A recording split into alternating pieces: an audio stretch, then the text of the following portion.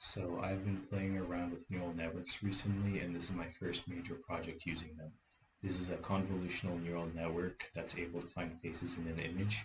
For training it, I use the wider faces dataset.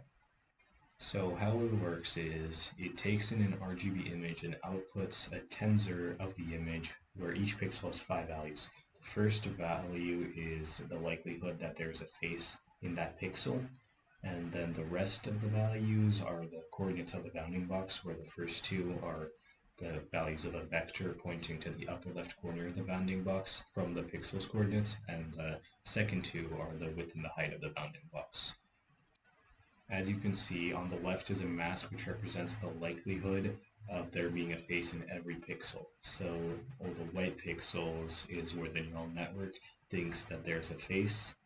There are a few random white pixels that show up where there isn't a face, but I deal with those in post-processing, which I'll explain later. So more specifically on how this neural net works, it has 13 convolutional layers and 8 deconvolutional layers.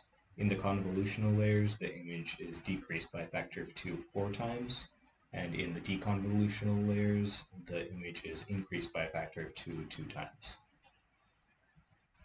After the neural network has given me a result, I need to somehow create the bounding box around the face so that it isn't just a bunch of pixels floating around. So I made a program which finds all the groups of pixels that are connected, and then check to make sure the amount of pixels in that group is more than a certain threshold to make sure any of those random white pixels that are not actually part of the face get cast out. And then since each pixel has values for a bounding box, I take the average of all the values to get the final bounding box for each face. So the other way I could have made this neural network is by just outputting the coordinates of the bounding box straight away rather than outputting for every pixel. But this would limit the amount of faces I could find because there would be a limited amount of coordinates that the neural network could output. But since I used a mask, the neural net is able to find as many faces as you want.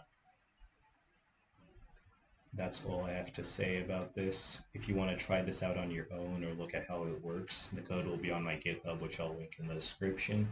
So thank you for watching.